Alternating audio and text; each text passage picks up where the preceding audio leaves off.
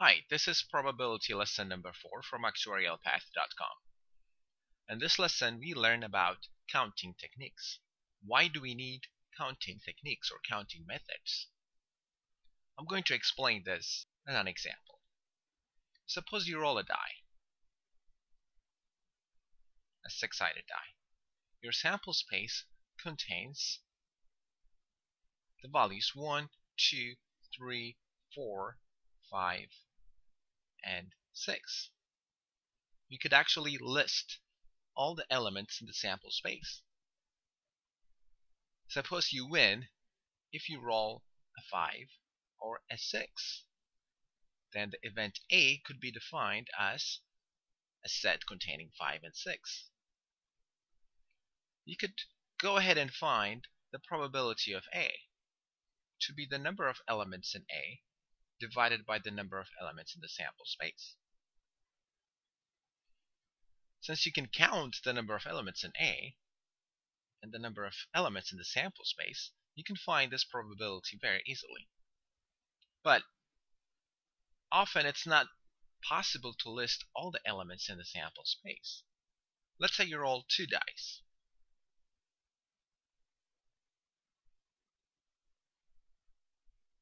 In this case, your sample space would include the values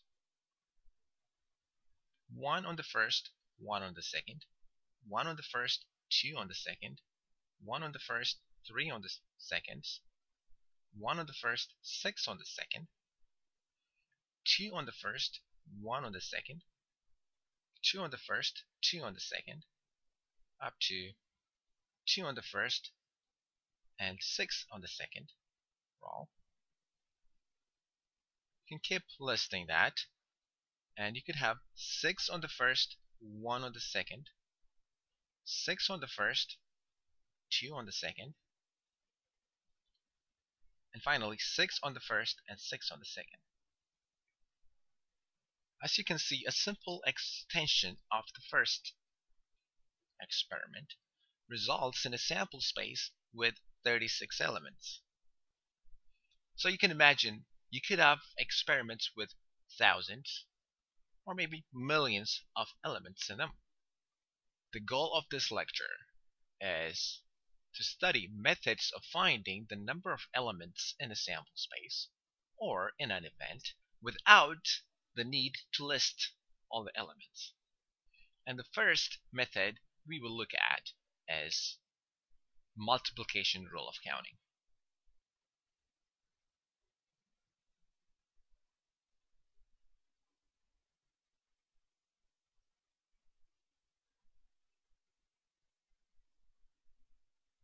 I will explain multiplication rule of counting with a very simple example. Consider yourself going to a very small restaurant, maybe in a very small town, which has only 3 appetizer choices and 2 main courses. So you could choose from 3 appetizers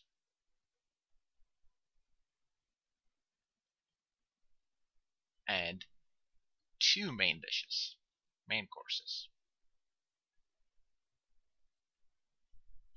In how many ways can you choose a meal?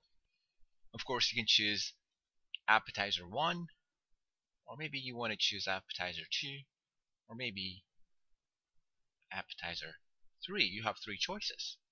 Once you choose the first appetizer, you can combine it with main course 1, or you can have it with main course 2.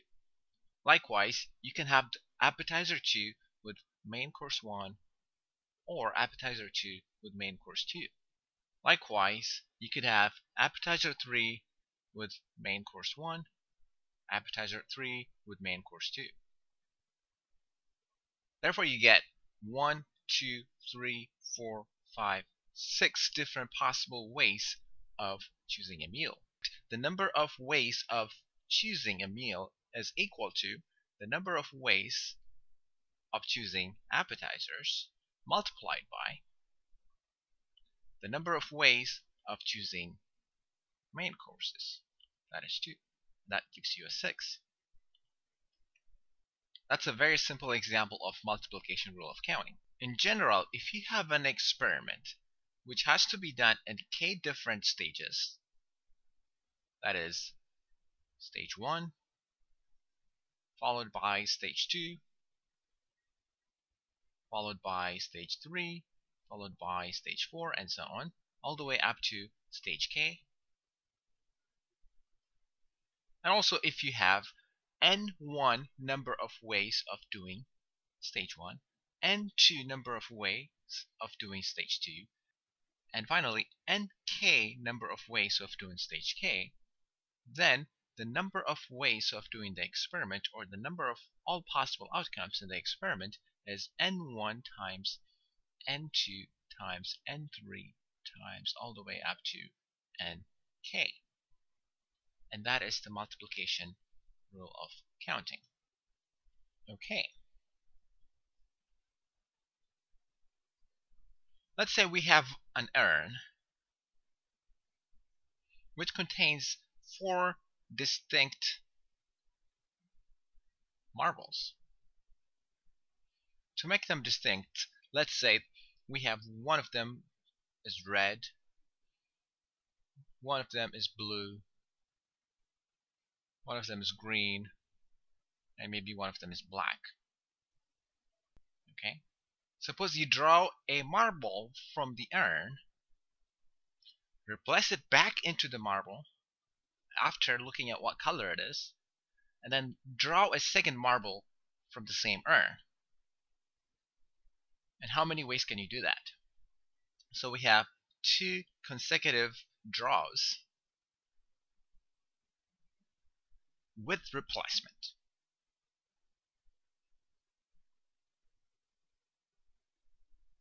In your first draw, you have 4 different outcomes. You could have the red, the blue, the green, or the black. The first draw has 4 different outcomes. But since you replace back the marble, you again have 4 different possible outcomes in your second draw. By multiplication rule of counting, the number of ways you can choose 2 marbles, one after the other, with replacement is equal to 4 times 4, which is 4 squared. What if you change the sampling scheme somehow? Let's say instead of replacing the marble back, you keep it aside. You don't put it back in. So you do 2 draws without replacement.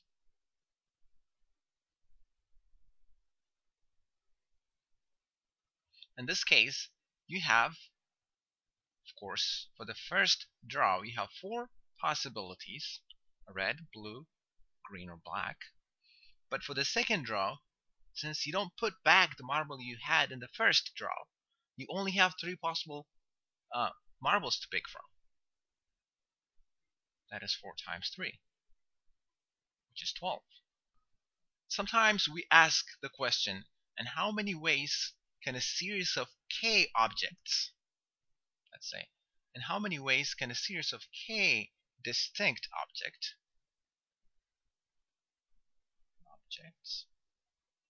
can be drawn from n distinct objects? Okay. In that case, the number of ways of doing that is equal to,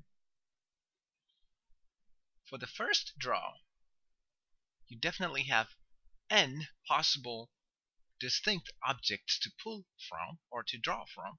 So there are n possible outcomes. But in the second draw, since you do not replace back the first draw, you're doing this without replacement, you have n minus 1 possibilities. In the third one, you have n minus 2 possibilities.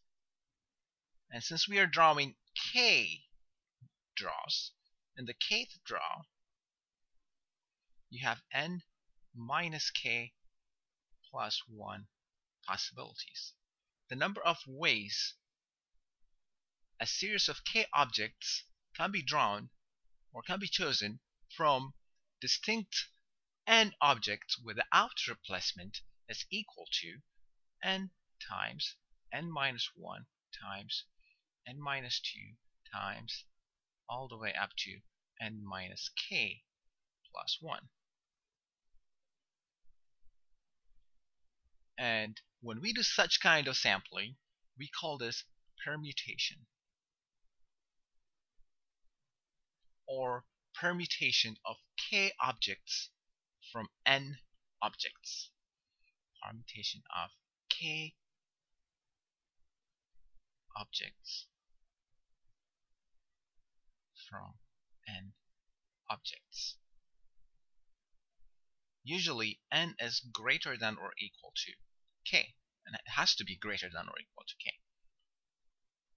And the notation we use for this permutation of k objects from n objects is n capital P k, and that is equal to, right here, n times n minus 1 times n minus 2 times n minus 3 all the way up to n minus k plus 1.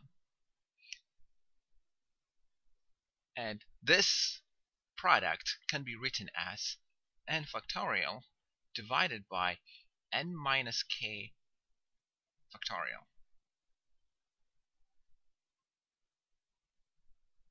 npk, where I assume you know this, but I'm going to write it anyway. N factorial is equal to n times n minus 1 times n minus 2 times n minus 3 all the way up to 2 times 1. By notation, 0 factorial is equal to 1. Of course, 1 factorial is 1, 2 factorial is 2, 3 factorial is 6, and so on. Example: suppose there are 10 athletes competing in 100 meters run. So I have 10 athletes competing in 100 meters. And in how many ways can the rankings be assigned to the top 3 competitors? I would like to assign rankings to the top 3 competitors. First position, second place, and third place. I have 10 athletes, so one of the 10 would cross the line first. Right after he crosses, there are 9 left to cross the line, so I have 9 possible competitors to be number 2. And then I have 8 possible competitors to be number 3 because the first 2 have crossed the line already. So the number of ways of assigning rankings to the top 3 is 10 times 9 times 8. And that is, I think, 720. But one thing I want you to note here is that the ordering of the rankings matters. And permutation order matters. By the way, the 720 is permutation of 3 objects from 10, which is 10 factorial divided by 10 minus 3, which is 7 factorial, which is 10 times 9 times 8 times 7 factorial divided by 7 factorial. So that cancels out, and I have 10 times 9 times 8, which is 720. Why do I say the order matters here? In the 2012 Olympics in London, I think Usain Bolt came first, and Johan Blake came next.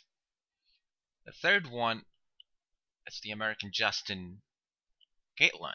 So Usain Bolt first and Johan Blake next is a completely different ordering from Johan Blake first and Usain Bolt second. So the ordering matters here in permutation. And also, if I do the permutation of n objects from n possible objects, I am finding the number of orderings of the objects.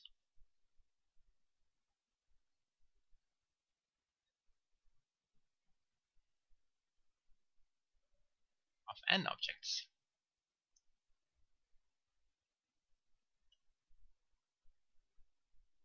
Let me give an example here. Suppose we have 5 books, which are distinct. You can tell one from the other. Maybe the first one is chemistry book, and the next one is math book, and then the third one is biology book, and so on. 5 different, completely distinguishable books. And how many ways can I arrange them on a bookshelf? The number of ways of arranging this on a bookshelf is 5 permutation 5. Permutation of 5 books from 5. That is equal to 5 times 4 times 3 times 2 times 1. Let me give it a twist here. What if, let's say, 2 of the 5 books are completely identical? That is, you cannot tell one from the other. Again, I have 5 books. 2 are identical.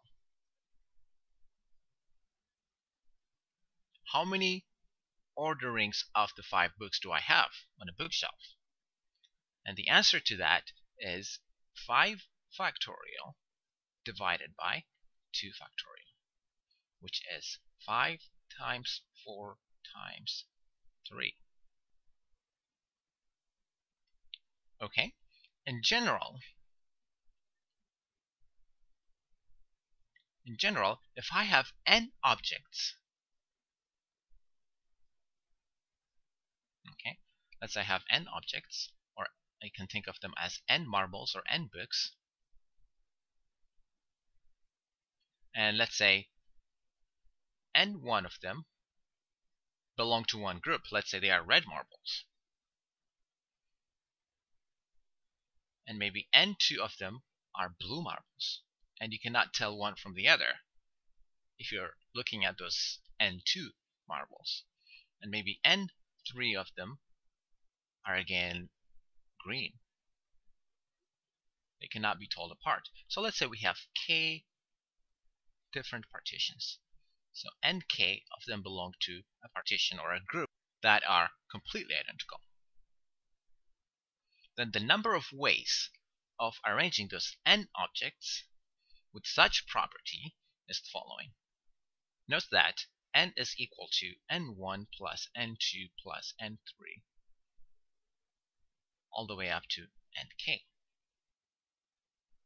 Okay, the number of ways of arranging those n objects is n factorial divided by n1 factorial times n2 factorial times n3 factorial, and the denominator is n1 factorial times n2 factorial times n3 factorial all the way up to nk factorials. Okay, a very good example which is typically used is the number of ways of arranging the letters in the word Mississippi. Let me write it down. M-I-S-S-I, S-S-I, P-P-I. Mississippi. And how many ways can you arrange the letters in the word Mississippi? So in this word, I have one M, 4 I's, again 4 S's, and 2 P's. 1 plus 4 plus 4 plus 2, that's 11. So I have 11 letters to arrange, of which 1 is an M, and 4 are completely identical, those are I's, and 4 are completely identical, S's, and 2 are completely identical, 2's. So the number of ways of arranging the letters in the word Mississippi is 11 factorial divided by 1 factorial for the M multiplied by 4 factorial for the I, 4 factorial for the S, and 2 factorial for the P. Okay, if you do that, you get the value equal to 34,650. Okay, I was hoping to include combinations in this lecture, but this lecture is already too long. It's about 20 minutes, I guess. So what I'm going to do is I'm going to have part 2 of lecture or lesson number 4 in which I cover combinations. Okay, thanks.